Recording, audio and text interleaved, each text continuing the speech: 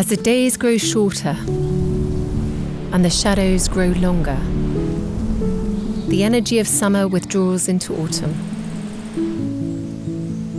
This is the season for reflection and refinement. Trees shed their canopies in preparation for winter, just as we too learn to let go of what is no longer needed. Through greater awareness of our inner and outer worlds, we can find clarity and purpose in what matters most. Encouraging us to simply pay attention and listen. With the turning of the seasons, Mother Nature teaches us there's beauty to be found in change,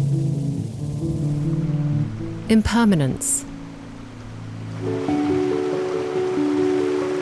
and in letting go. These are the natural cycles of life. Whilst the blossoms fall and the colours fade, the roots grow deeper, stronger.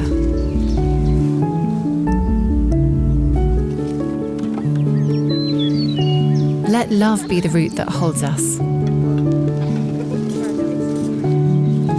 the light that guides us, with hope, through change, endure.